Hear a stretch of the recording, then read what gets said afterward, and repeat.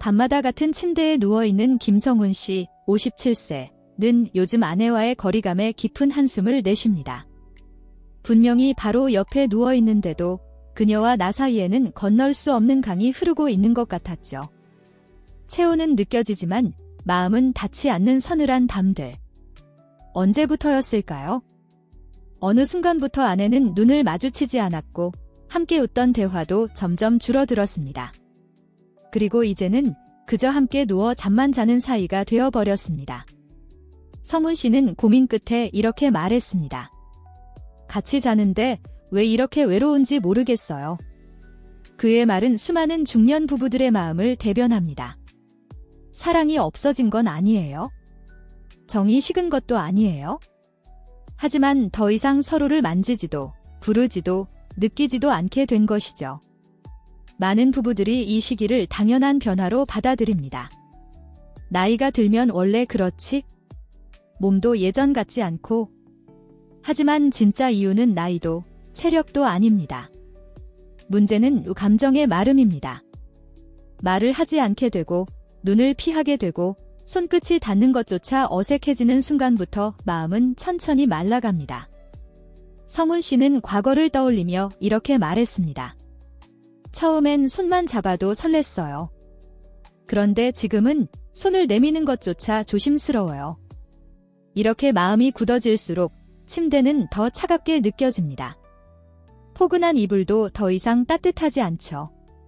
하지만 여기서 중요한 사실이 있습니다. 이 거리는 익숙함이 만든 벽일 뿐이라는 것. 서로를 너무 잘 알아서 오히려 더 조심하게 되고 그 조심이 무심함으로 이어지며 마음의 문이 닫히는 겁니다. 하지만 마음의 문은 다시 열 수 있습니다. 마음이 닫힌 순간부터 멀어졌다면 마음을 다시 여는 순간부터 우리는 다시 가까워질 수 있습니다. 그 시작은 기술이 아닌 태도에서, 노력이 아닌 작은 용기에서 출발합니다. 이제부터 우리는 진짜 촉촉함이 무엇인지, 어떻게 다시 시작할 수 있는지, 그리고 어떻게 다시 서로를 느낄 수 있는지를 함께 배워갈 것입니다. 다음 이야기에서는 많은 부부들이 혼동하고 있는 촉촉함의 진짜 의미에 대해 알아보겠습니다. 많은 부부들이 촉촉함을 스킨십 기술이나 성생활의 활력 정도로 생각합니다. 그래서 상담소를 찾는 부부들 중 대부분은 이렇게 말합니다. 예전처럼 자주 하지 않아서 문제가 생긴 것 같아요. 몸이 예전 같지 않아서 자신감이 없어요. 하지만 저는 그렇게 대답합니다. 그건 결과일 뿐입니다. 진짜 문제는 마음이 먼저 마른 겁니다. 촉촉함은 단순히 손이 닿고 입술이 닿는 것이 아닙니다. 그건 상대의 숨결이 느껴지고 눈빛이 조용히 오가고 손끝의 온기가 가슴까지 전해질 때 비로소 생깁니다. 감정과 몸이 동시에 젖는 순간.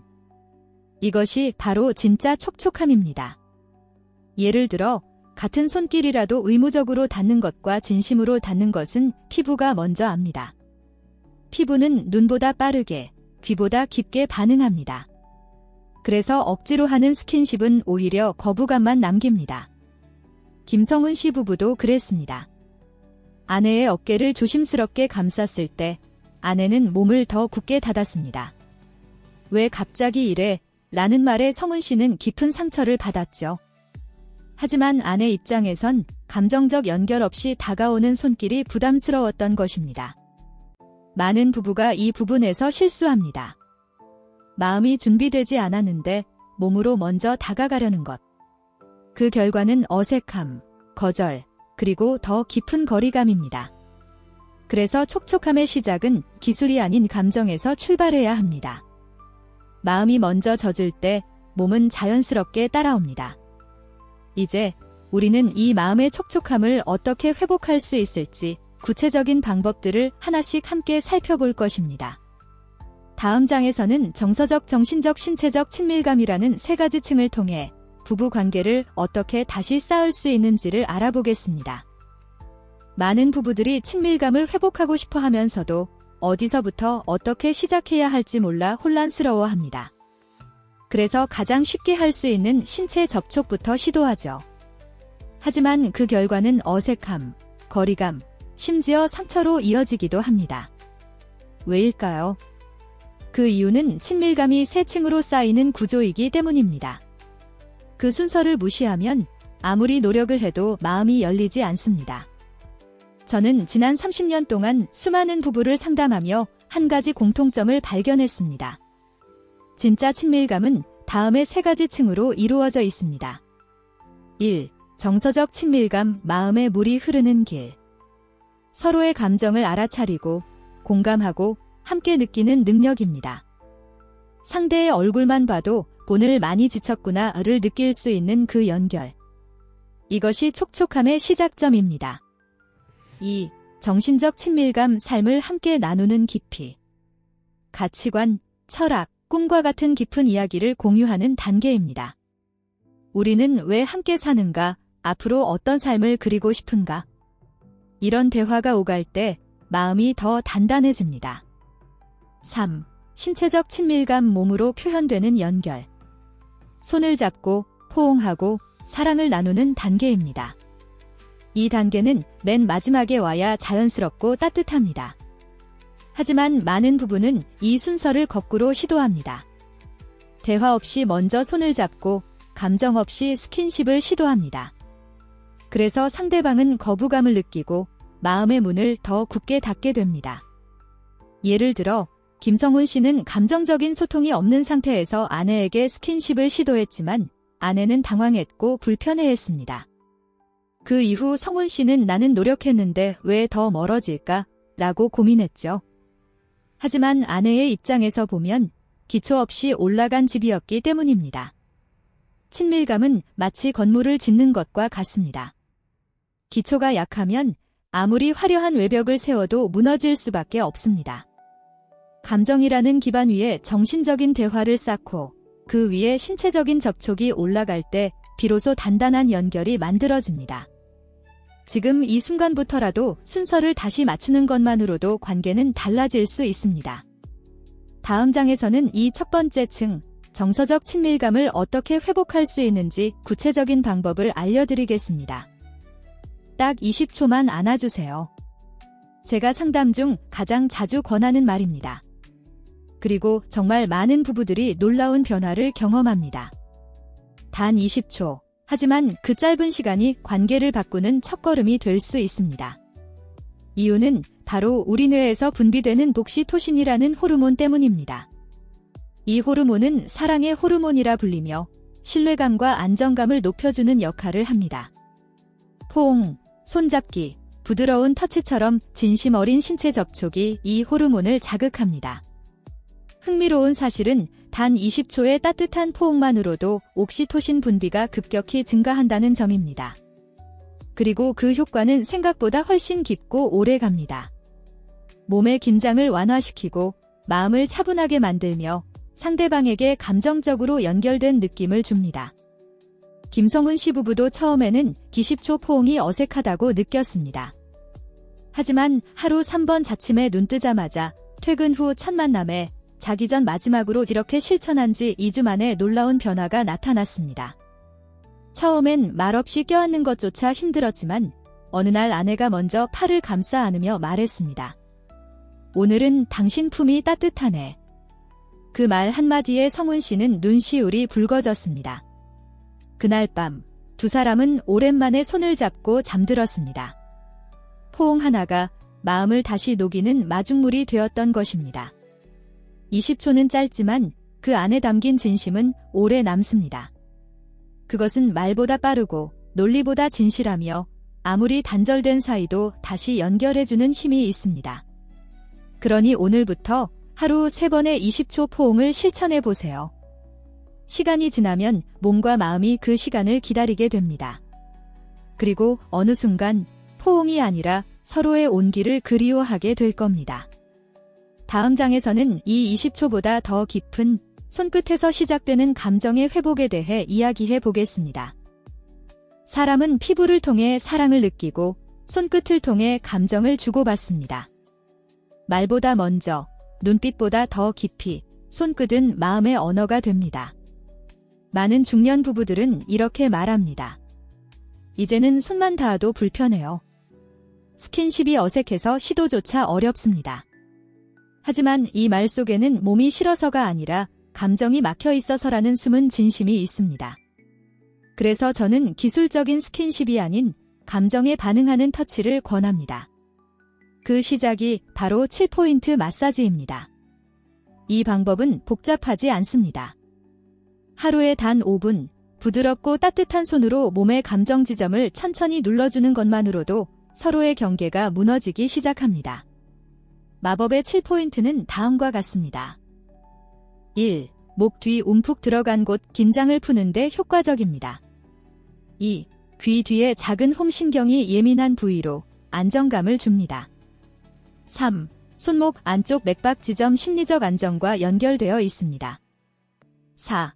어깨와 목이 만나는 지점 스트레스를 누그러뜨립니다. 5. 등뼈 중심 부분 감정이 쌓이는 부위입니다. 6. 발목 안쪽의 내면의 피로를 풀어주는 자리입니다. 7. 머리 정중앙, 정수리, 전체적인 흐름을 정리해줍니다. 이 7포인트를 하루 중 조용한 시간에 말없이 진심을 담아 눌러보세요. 처음에는 서로 어색할 수 있지만 손끝이 닿는 그 순간부터 몸은 반응합니다. 김성훈 씨는 자기 전 아내의 손등을 2분간 부드럽게 원을 그리듯 마사지하기 시작했습니다. 처음엔 아무 말 없이 조용히 했지만 3일째 되는 날 아내가 말했습니다. 요즘은 잠들기 전 이 손길이 기다려져요. 스킨십은 억지로 하는 것이 아닙니다. 터치는 기술이 아니라 메시지입니다. 나는 당신을 소중히 생각해요 라는 손끝의 말은 상대방의 피부를 열고 마음을 적십니다. 이제 다음 장에서는 이 감정을 어떻게 말로도 나눌 수 있을지 정서적 대화법에 대해 이야기해 보겠습니다. 우린 더 이상 할 말이 없어요. 상담소에서 가장 자주 듣는 말입니다. 하지만 저는 이렇게 되묻습니다. 정말 말이 없는 걸까요? 아니면 꺼낼 용기가 없는 걸까요? 실제로 중년 부부의 많은 문제는 말의 부재가 아니라 마음의 단절에서 시작됩니다. 말을 하지 않게 된 이유는 서로에 대한 감정의 연결이 끊겼기 때문입니다. 그래서 말보다 먼저 마음이 젖어야 말도 자연스럽게 흐르게 됩니다. 이를 위한 3가지 열쇠를 소개합니다. 첫째, 거울 대화법 감정을 반사해주는 기술. 상대의 말을 그저 듣는 것이 아니라 그 감정을 따라 느껴주는 대화 방식입니다. 예를 들어, 아내가 요즘 너무 지쳤어 라고 하면 그에 대한 반응은 단순한 조언이 아니라 그래서 요즘 많이 힘들었군 라는 감정의 공감입니다. 이렇게 말해줄 때 상대는 나는 이해받고 있다는 깊은 안정감을 느낍니다. 둘째, 나 중심 표현 비난 없이 나를 드러내기. 감정 표현에서 가장 중요한 것은 상대를 탓하지 않는 것입니다.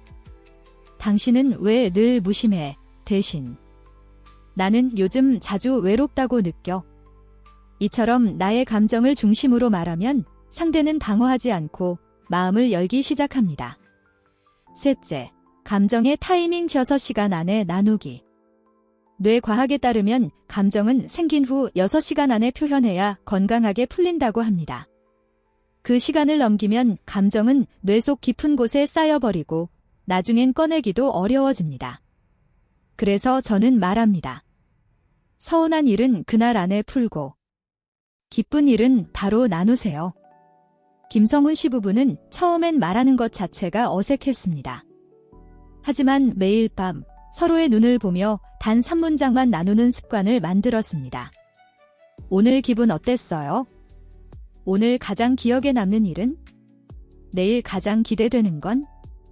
이 질문들만으로도 마음은 조금씩 젖기 시작했습니다. 그리고 어느 날 성훈 씨는 아내의 눈을 보며 이렇게 말할 수 있었습니다. 난 여전히 당신을 알고 싶어. 대화는 결국 마음이 머무는 공간입니다. 말보다 마음이 먼저 열려야 말이 진짜 감정을 담아 흐르게 됩니다. 다음 장에서는 마음이 열린 후 어떻게 몸도 준비되고 연결될 수 있는지 그 구체적인 방법을 알려드리겠습니다. 예전처럼 안 돼요? 몸이 반응을 안 해요?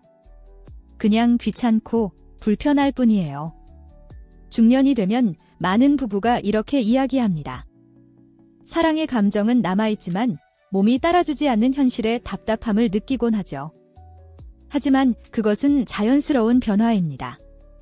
문제는 젊을 때의 방식 그대로를 고집하는 것입니다.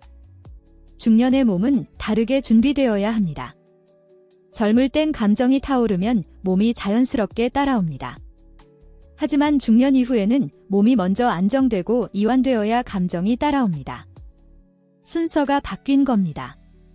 그래서 무엇보다 중요한 건 준비입니다. 무조건 가까워지려는 시도보다 서로의 신체적 정서적 여건을 천천히 조율하는 시간이 필요합니다. 김성훈 씨의 변화 사례. 성훈 씨는 예전처럼 아내에게 다가갔지만 매번 거절당했습니다. 그러던 중 상담을 통해 다음과 같은 준비 루틴을 실천하게 됩니다. 조용한 조명 아래 말없이 차 한 잔 나누기. 서로의 손을 5분간 가볍게 마사지.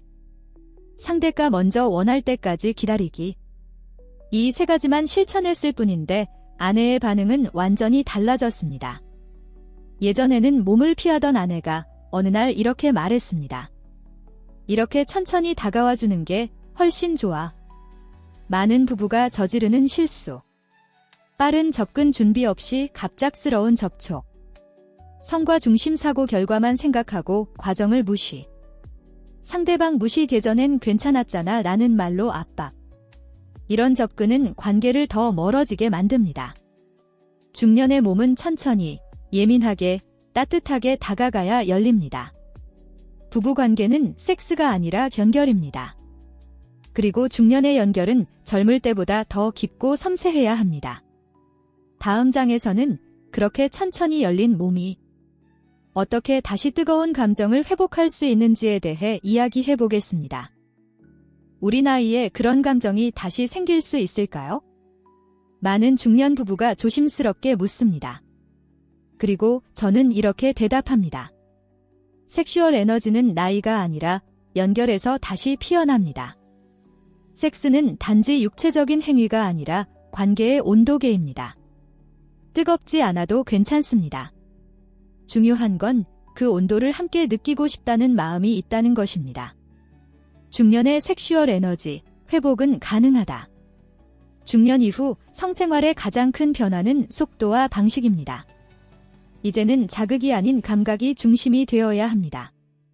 빠름보다 느림, 결과보다 과정, 자극보다 교감입니다. 회복을 위한 4단계 리듬.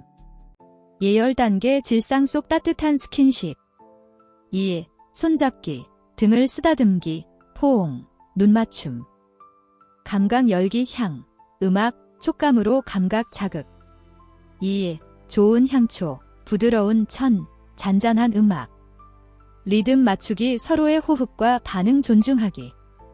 2. 천천히 손끝으로 쓰다듬으며 상대의 반응을 관찰. 서로 끌림의 순간을 기다리기 타이밍은 함께 만들어가는 것. 중요한 건 억지로 끌고 가지 않는 것. 김성훈 씨 부부의 회복 경험. 성훈 씨는 어느 날 아내에게 말했습니다. 당신을 원하지만 서두르지 않을게. 당신이 편해질 때까지 기다릴게. 그 말 한마디가 아내의 마음을 움직였습니다. 이후 두 사람은 매주 둘만의 저녁을 가지며 천천히 다시 몸을 가까이 하기 시작했습니다. 처음엔 긴장도 있었지만 어느 순간 그들의 손끝에서 전기가 느껴졌고 그날 밤은 오랜만에 눈을 마주보고 웃으며 잠들었습니다. 핵심은 기다림 속의 연결.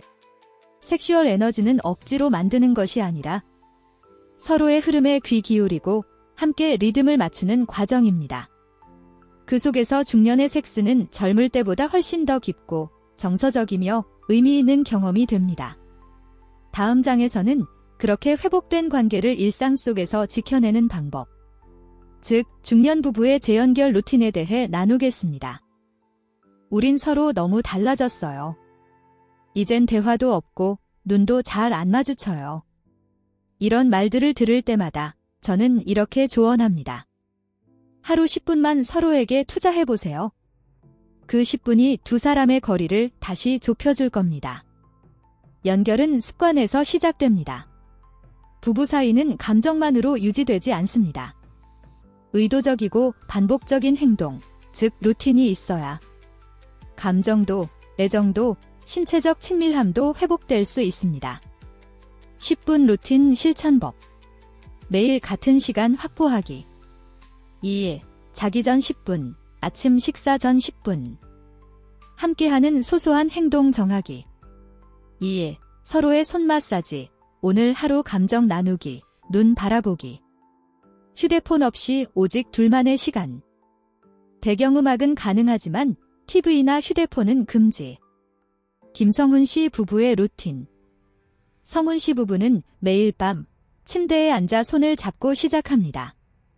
오늘의 감정을 한마디로 표현하고 서로의 눈을 보며 1분간 조용히 있는 시간이 포함되어 있습니다. 오늘은 서운했지만 그래도 당신 옆에 있어서 다행이야. 오늘은 고마웠어. 당신 덕분에 웃었어. 이 짧은 루틴이 두 사람의 온도를 다시 따뜻하게 바꿨습니다. 그리고 이 루틴은 자연스럽게 감정의 연결, 신체적 연결로 이어졌습니다. 중요한 포인트. 루틴은 짧지만 꾸준히. 형식보다는 진심이 담긴 시간. 상대방의 반응을 강요하지 않기. 관계는 거창한 이벤트로 회복되지 않습니다.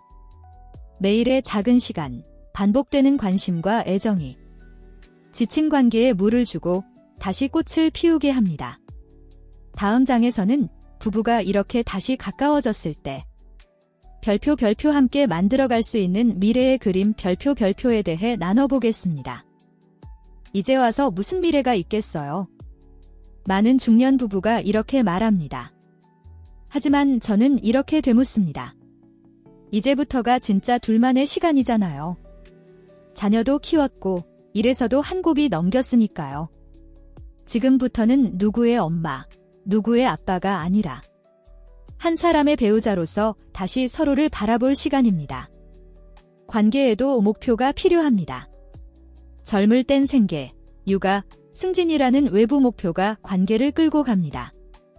하지만 중년 이후엔 관계가 목적 없이 정체되기 쉽습니다. 그래서 이제는 부부가 함께 우리만의 미래, 그림을 그려야 할 때입니다. 중년 부부를 위한 3가지 관계 목표 예시. 정기적인 둘만의 여행.